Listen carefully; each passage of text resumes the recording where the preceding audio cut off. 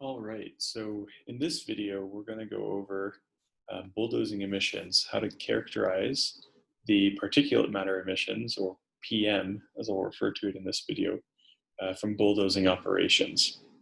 If you're an environmental engineer and you're looking to prepare bulldozing emissions, this video is for you. We're going to go through a couple questions of how to strategically prepare your emissions with your potential air permit in mind. We're also going to go through and talk about what to do if you're not using, if you're mining different types of minerals, whether that's coal or sand or an aggregate or taconite or other types of material. So we're going to address that in today's example. So I just want to start off. In our example, we're going to have two different types of bulldozers. They're both scraper dozers, Cat D11T and Cat D10T. Two of those that we assume to operate for a full year, 24/7, which is approximately 8,760 hours per year. Going through bulldozing emissions, it's important to consider why we need to look at this. So I just Googled and pulled up a couple different things. One is an air permit. You can just find, this is public information for US Borax Incorporated. And here you can see their mine permit. They have a certain amount of tons per year that the plant produces. This is PM10. Notice how they don't have PM2.5 on here. PM10 is particulate matter specifically that's 10 micrometers in diameter or less. And PM2.5 is likewise 2.5 micrometers in diameter or less. Both of them are considered criteria air pollutants that the state and federal agencies monitor. What that means is that you'll be a major source if you have emissions in excess of a certain threshold. Typically, that's 100 tons per year. And you're a minor source if you have emissions less than that. Now that varies based on if you're in a non-attainment area, and we'll address that in another video. And then another example is this industrial source of emissions, the SUFCO mine. Again, public information. As we look, we notice that for PM2.5, 10 tons per year, and PM10 about 20 tons per year. This is kind of typical. It depends. Each mine is different, but I will say that bulldozing emissions largely drive particulate matter emissions at mining operations. Bulldozers in particular, as well as haul trucks. So depending on your mining strategy, if you're using conveyors versus haulage trucks, the amount of emissions that you have from particulate matter may restrict your ability to use haul trucks instead of conveyors. So in our example, we have 4 dozers total, 2 of each kind. They're going to operate year-round. We have some that's moving coal, and then another that's moving overburden. So we have 2 different types of materials, and the question is going to be, how do we project emissions from this? And as you can see, I put in some projections right here. We're going to go through step by step to address that. And first, we're going to go to EPA's compilation of air emission factors, that's AP42. This is a standard way to project and predict emissions. Most agencies, federal and state agencies, are okay using AP42 and recommend it for projecting emissions. In fact, if you look at the Green Hollows, the SUFCO mine, emissions prepared for that, and the potential emissions here for the borax, it's highly likely that they used emissions from AP42. So specifically, the emission factors we want to use come from section 11.9, that is Western Surface Coal Mining. So Western Surface Coal Mining, this booklet specifically focuses on the emission factors associated with coal. They took 12 different samples from different mining sites, including in the Green River Basin and Fort Union areas. But the table that has our equations we want to use is table 11.9-1. You'll see that there are 4 different equations here. These equations are different based on the material being used. Again, that is, in our case, coal and overburden. And it's different based on the type of matter here, whether it's total standard particulate less than 30 microns, You can also use that with PM30, particulate matter less than 30 microns, and PM15. Now you'll notice that for criteria air pollutants, we don't look at PM30 and PM15. We specifically look at PM10 and PM2.5. If you look into these footnotes D and E down here, you'll notice that those scaling factors, we multiply the PM15 equation or the TSP equation by the scaling factors. So for example, for PM2.5, we would multiply this 0.022 by the total standard particulate equation to get our PM2.5 emission rate. And that rate would be in a pound per hour basis. Then for PM10, we take the PM15 equation and we multiply that by the PM10 emission rate or emission scaling factor. So what that would look like is literally just adding in this equation, 18.6 times this divided by the moisture content times a factor of 0.75. Now, in discussing this, you have these two different values, S and M. The S stands for the silt content and M is the moisture content. Those are the two variables that largely drive emissions and bulldozing operations. You'll notice that for the two different equations, that moisture content helps reduce the fugitive dust or particulate matter emissions, whereas the silt content, if you have a higher silt content, you're having more emissions. Now, typically when you submit your permit application, your PTE, it's going to be on a pound per hour. You're going to have emissions presented in imperial units. This table provides them in pounds per hour, but if you prefer getting the imperial units, there are different equations that they provide in table 2, 11.9-2, for getting on a kilogram per hour basis. So with that, we're going to go into the workbook and just go step by step how we've prepared this. Now, just doing a gut check, you'll notice that this bulldozer, CAT D11T, is using coal. And so a common misconception, if you look at this equation, you have the 78.4 times a silt content value raised to the exponent divided by your moisture content raised to the exponent. You want to be very careful in making sure that you are using the right exponents, the right values, and that they are applied correctly. Now, where you might find those moisture content value and the silt content value depends. If you have at larger mines, typically you can get site-specific information, such as performing a laboratory assay to get these samples and to get real data. However, in general, for smaller mines and just typical, these values are not as well known. And so if you go back to AP 42, section 11.9, table 3 actually has values for your moisture and silt content for coal and for overburden. It's important to note that typically you can use a geometric mean, but you want to be careful if you live if your mine is located in a desert environment, that you should use a lower moisture content. And if you're in conversely, if you're in a more humid area, such as Michigan or Florida, you'd want to use a higher moisture content in your soil. The silt will also vary too, and you want to determine what is best for your site based off of these values.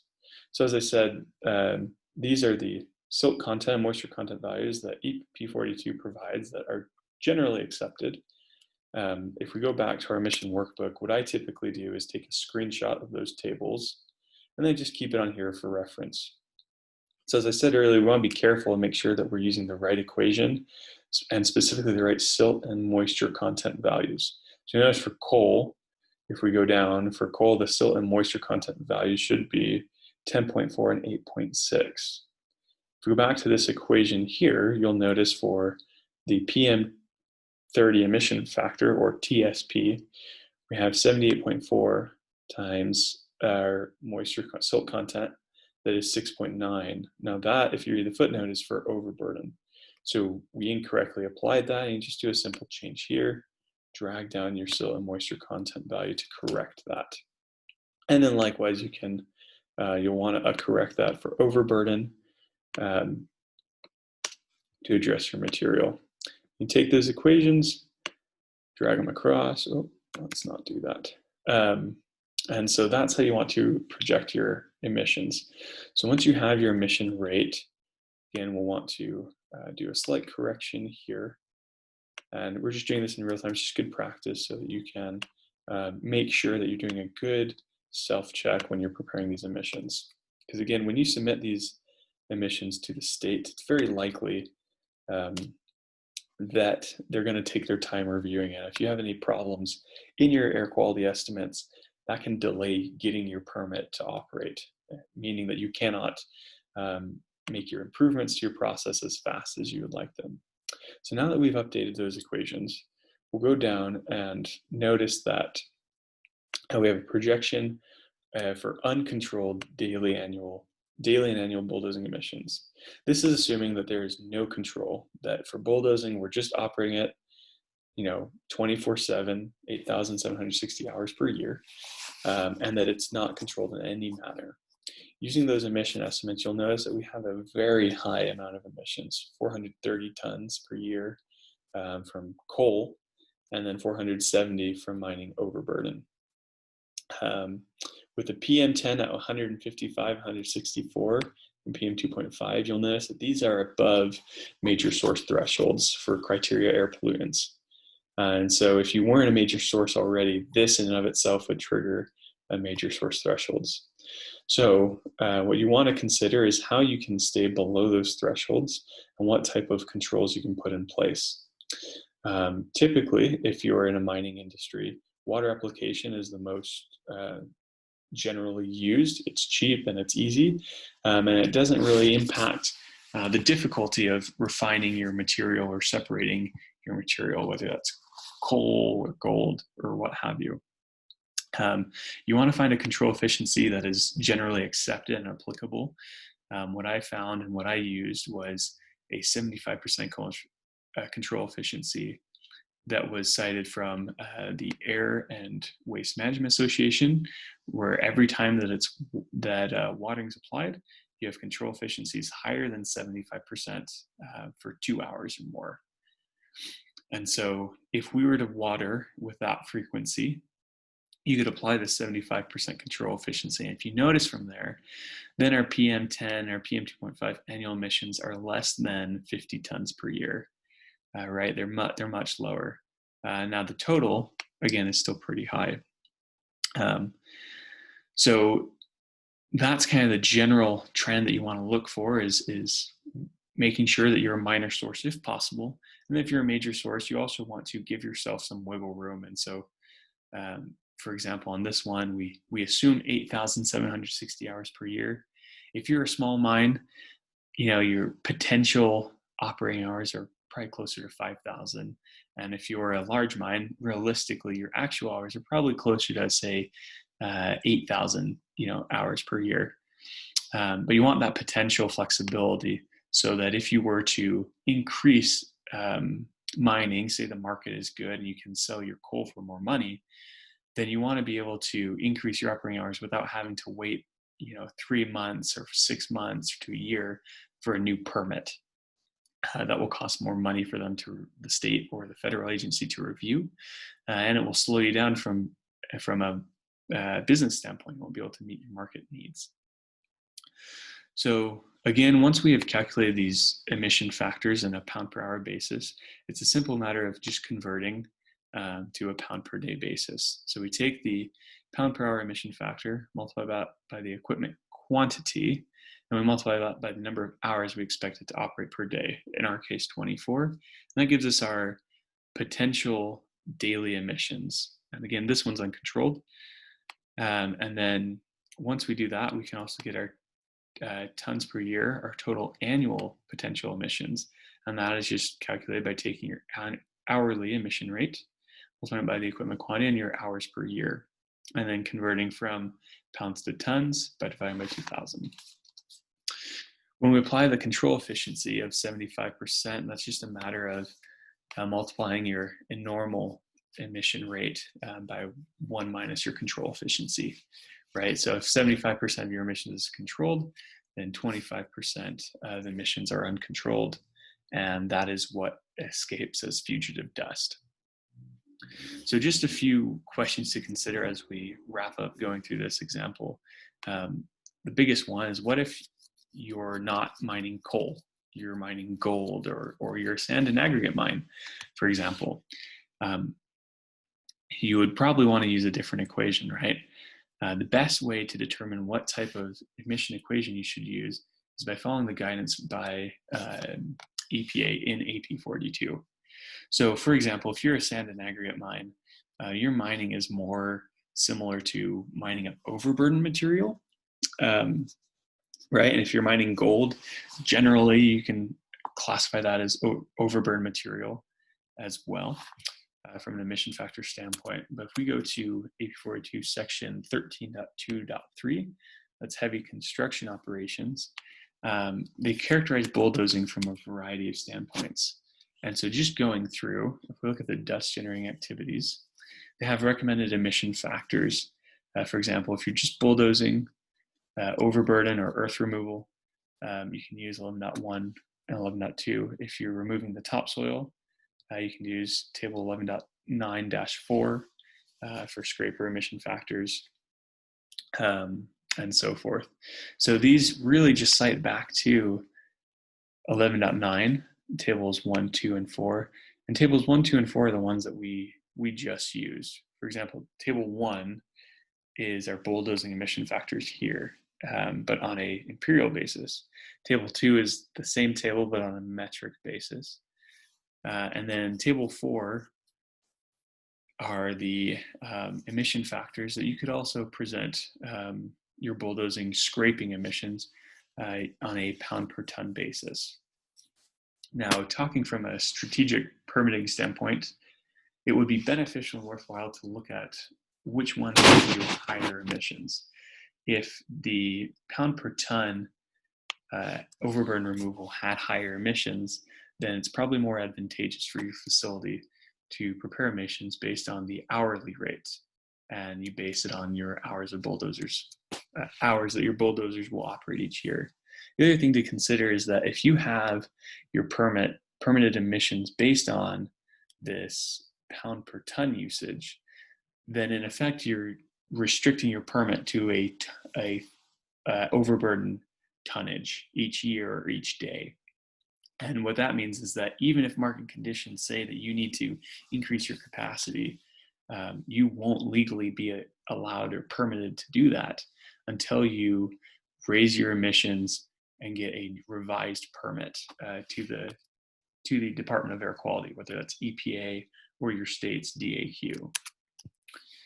So that's something to consider. So again, just going over that question, if you're not using it for coal mining, but a different source, you can go back, and generally speaking, you can use the emission factors as presented in AP 42. The one thing to consider with that is if it's a material with a lower moisture content or a lower silt content, you want to consider that as well. For example, coal has a high moisture content of around 10%. But if you're mining something such as limestone, you likely have a lower moisture content. If you're mining shale or rock, that moisture content's like lower. Now, if you're a sand and aggregate mine, that you're mining sand, so it's used in road construction, that likely has a high moisture content. Even in the desert, that moisture content can be fairly high. So you want to be mindful of those two things for consideration. Now, what about if you're not mining, you're just doing construction activities? Typically, a permit is not required for general construction, right? Now, if you're an industrial facility, you may need a temporary permit depending on what the state requirements are. And you can follow the guidance that is provided in AP 42 in section 13.2.3. And that will again direct you to one of these 3 options or 8 options. Now, as a general rule, in strategic permitting, you want to give yourself maximum flexibility so that in the next 6 months or a year or 3 years, you can operate your mine. And if demand changes, you can increase your capacity without getting a new permit. The way that you could do that is basing your operation on annual operating hours per year. For example, if you're a small mine and you only have one bulldozer, you wouldn't want to specify the equipment quantity here, but just total annual operating hours that bulldozers operate. And the reason being is that if you have one bulldozer, and from your emission calculation standpoint, if you only operate one dozer the whole year for 8760, you're likely going to be okay from an emission standpoint. For example, we'll just change this to 1 and 0. And if you look at even an uncontrolled emission standpoint, you're looking at 77 tons per year in 25. And from a controlled standpoint, you're less than major source thresholds guaranteed. Here with 77, it depends, again, if you're in a non-attainment area and that degree of non-attainment. But for example, if you're a small mine with one bulldozer, you can afford to just say, I'm going to run that bulldozer for 8760 hours per year. And so that way, even if your bulldozer is realistically operating 5,000 hours per year, if demand changes, for example, and you want to increase the number of dozers, well, if your annual operating hours are 5,000, you're restricted, right? Because you can only have 5,000 hours between two dozers. But if you typically operate 5,000 hours and you have a PTE for 8760, you can add a second dozer that will only operate for those 3,000 some hours per year. And that way you are providing emission calculations that are accurate. They're conservative, if you will, in that they do over predict your emissions, but that's why they're called a potential-to-emit emissions, or PTE calculations. You always provide to the state the potential, not your actual emissions unless specifically asked for. So going through just as a review, we looked at today the emission calculations for bulldozing operations at a coal mine. This also applies to other different types of mines. We looked at it with a control efficiency of 75% was applied for watering, where the footnotes are provided as shown here. Generally, it's good practice. You want to add footnotes specifying where you have your information. For example, your number of dozers or your operating hours, you want to specify that that is guaranteed from your current operating permit.